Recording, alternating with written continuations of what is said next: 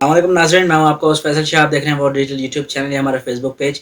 आपने हमारी वीडियो देखने के लिए टाइम निकाला, आपका बहुत बहुत शुक्रिया। मुनासिब समझे चैनल को सब्सक्राइब करें। नाज़रीन, इस वीडियो में हम आपको बताएंगे एक जो रिसेंट वाक़या हुआ है। पीआईए की फ़्लाइट में कुछ एक अनआइडेंटिफाइड एयरक्राफ्ट या कोई यूएफओ टाइप चीज़ देखी गई है, वो हम आपको बताएंगे। यूएफओ क्या होता है हम आपको ये बताएंगे। फिर हम आपको ये बताएंगे इंडिया किस तरीके से प्रोपोगंडा कर रहा है इस पर भी, कि कोई हमने अपने फाइटर जहाज़ राफ़ेल भेज दिए थे पाकिस्तान, जिसकी वजह से उन्हें पता नहीं चला, लेकिन उनके जहाज़ों ने देख लिया तो हम वापस आ गए और हमारे पास ये कैपेबिलिटी आ गई है कि हम दिन या रात में कभी भी पाकिस्तान में एंटर कर सकते हैं और किसी को पता नहीं चलेगा। तो ये कुछ हक़ाइक़ हैं जो हम आपके सामने रखेंगे, तो हमारे साथ वीडियो में एंड तक बने रहिए। नाज़रीन, सबसे पहले ये समझ लें कि यूएफओ क्या होता है। यूएफओ के जनाब मतलब होते हैं अनआइडेंटिफाइड फ्लाइंग ऑब्जेक्ट। अनआइडेंटिफाइड या अनआइडेंटिफाइएबल फ्लाइंग ऑब्जेक्ट, यानी इसका मतलब ये होता है कि कोई भी ऐसा फ्लाइंग ऑब्जेक्ट जो कि हवा में उड़ रहा है, जिसको आप आइडेंटिफाई नहीं कर सकते या ये एग्जैक्टली नहीं बता सकते कि ये क्या है, कहाँ से आया है, इसका ओरिजिन क्या है, ये उड़ा कहाँ से है, इसने जाना कहाँ है, इसको यूएफओ कहा जाता है। यूजुअली हम जब भी यूएफओ का नाम सुनते हैं तो हमारे जहन में एलियंस आते हैं या कोई बाहर की मखलूक हमारे जहनों में ये चीज़ आती है, लेकिन ऐसा है नहीं। UFO basically world war two के दरमियान 1942-41 के अंदर ये एक टर्म जो है ना इंट्रोड्यूस कराया गया था, जिसमें ये बताया जाता था कि अगर कोई भी ऐसा एयरक्राफ्ट हमारे एयर स्पेस में मौजूद है जो कि किसी दुश्मन मुल्क का है और जिसे हम आइडेंटिफाई नहीं कर सकते, तो उसे यूएफओ कहा जाता था। फिर बाद में यूएफओ चेंज होकर एलियंस के जहाज़ों के अंदर कन्वर्ट कैसे हो गया है ये तो हम भी नहीं जानते। बहरहाल सबसे पहले तो हमने यूएफओ को क्लियर कर दिया। अब जनाब मसला ये है कि एक जहाज़ था, एक फ़्लाइट थी जो कि जा रही थी कराची की तरफ लाहौर से, और साहिवाल और मुल्तान के दरमियान तकरीबन 200-250 किलोमीटर का जो पैच है, इसके अंदर कोई उन्होंने फ्लाई कर रहे थे 35,000 फीट के ऊपर। तो उन्होंने एक ऐसी कोई चीज़ देखी चमकती हुई हवा में उड़ती हुई, जो उनसे भी हाई थी। यानी अगर वो 35 पे थे और अगर वो उनसे 10-15 हज़ार ऊपर भी थी, तो तकरीबन 45 से 50 हज़ार फीट के ऊपर एक चीज़ फ्लाई कर रही थी। नॉर्मल कमर्शियल जहाज़ जो है वो 40-42 हज़ार से ऊपर फ्लाई नहीं कर सकता, पहली चीज़ तो ये। और दूसरा जो चीज़ सस्पिशन में आई वो ये आई कि वो रडार में नहीं आ रही थी। रडार 2 किस्म के होते हैं। एक रडार वो होता है जो नीचे होता है कंट्रोलर के पास, अलग-अलग ज़ोन्स बने हैं पाकिस्तान में और पूरी दुनिया में, उनके रडार पे शो हो रहा होता है स्क्रीन पे गोल-गोल इस तरह से एक एरो चलता है और वो शो करता है कि इस जगह पे एक पॉइंट या डॉट, कि ये जहाज़ या ये समझिए कि कोई चीज़ या फ्लाइंग जहाज़ या छोटे इवन छोटा जहाज़ भी जिसमें भी यानी कि ट्रांसपोंडर लगा होता है। तो ये कुछ टेक्निकल टर्म्स हैं, ये कभी फ्यूचर में अगर होगा तो हम आपको डिस्कस कर देंगे। तो ये जिसमें भी ट्रांसपोंडर लगा होता है, उस ट्रांसपोंडर के आइडेंटिफिकेशन या सिग्नल रडार को जाता है और रडार ये बता रहा होता है कि इस वक्त इस 50 या 100 किलोमीटर के एरिया में इतने जहाज़ या इतनी चीज़ें फ्लाई कर रही हैं। आइडेंटिफाइड है, वो यूएफओ नहीं होती। पर ये एक ऐसी चीज़ थी जो कि शो नहीं हुई।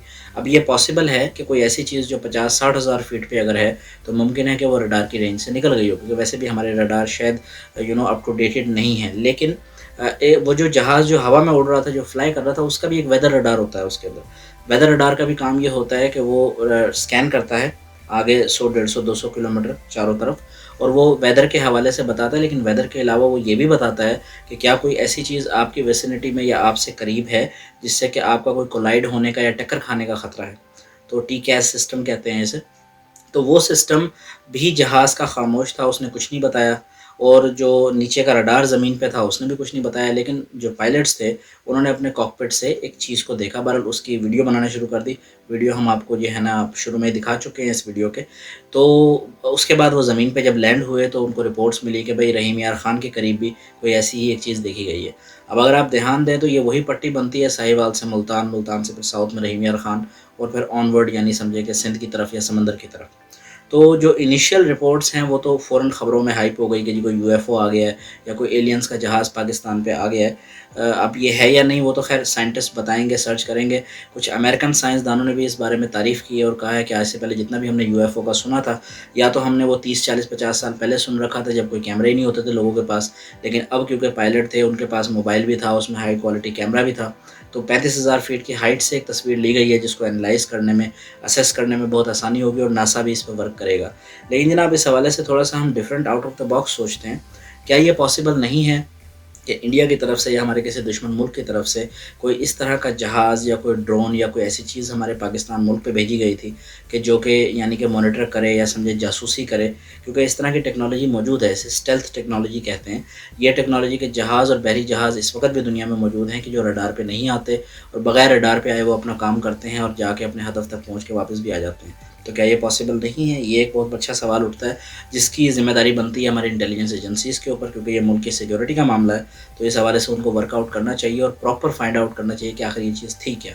बाकी जनाब इंडियन मीडिया पे अगर आए तो इंडियन मीडिया ने तो जनाब वावेला मचाया हुआ है बहुत कि जी हमने रफ़ाल जहाज़ ख़रीदे, वो स्टेल्थ टेक्नोलॉजी है और हम दिन में ही पाकिस्तान के अंदर एंटर कर गए और हम जाके अपना देखभाल के अभी तो देख के आए हैं बस हम, लेकिन कल को अगर कोई एक्टिविटी होगी तो हम वो भी कर देंगे। और बहुत यानी उनके तो चैनल्स पे आपको पता है कि झूठों की भरमार होती है। तो इस हवाले से थोड़ा हम एनालाइज़ करने की कोशिश करते हैं।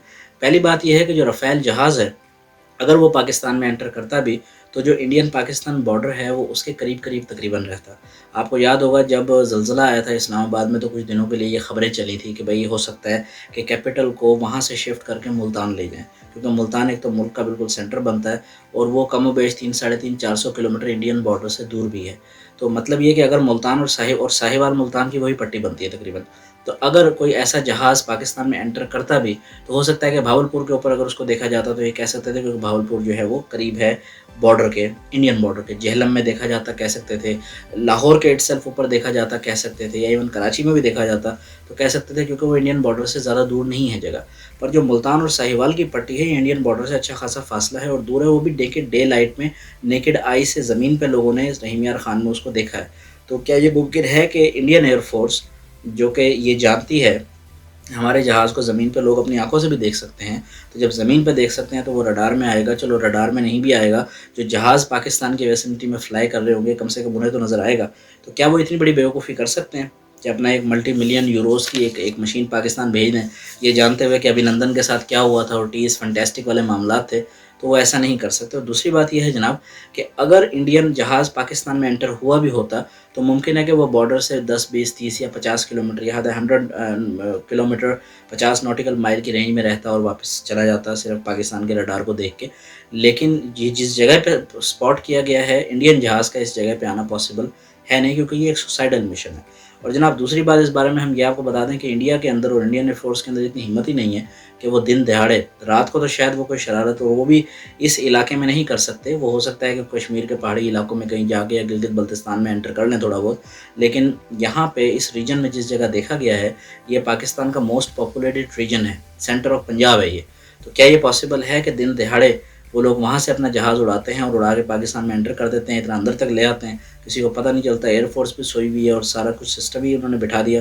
तो जनाब ये पॉसिबल नहीं है। लेकिन हम साथ ये ज़रूर कहेंगे इसको चेक करें क्योंकि हो सकता है वो एयरक्राफ्ट ना हो, कोई रडार हो। तो पॉसिबल है कि वो एयरक्राफ्ट नहीं है लेकिन कोई ऐसी चीज़ है या ऐसी स्टेल्थ टेक्नोलॉजी का कोई समझे ड्रोन है जो कि रडार में नहीं आ रहा। This is very much possible.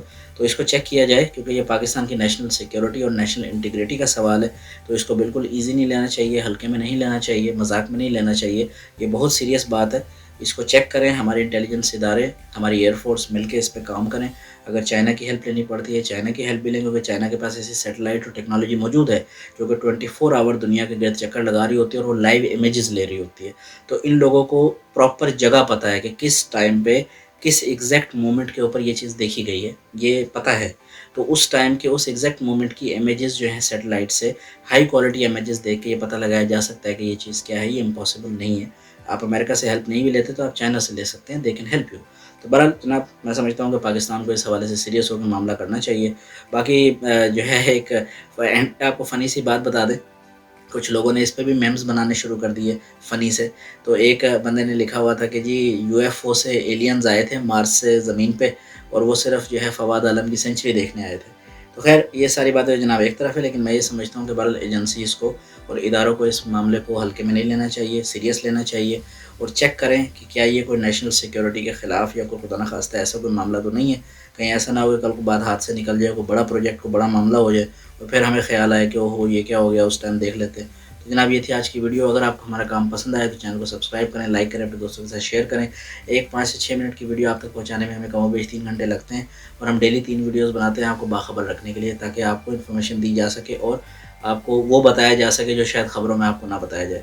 तो जब भी आपकी तरफ से हमें लाइक मिलता है, शेयर मिलता है, बिलखसूस हमें शेयर मिलता है फेसबुक और व्हाट्सएप पे, तो हमें लगता है कि हमारी मेहनत रहेगा नहीं गई।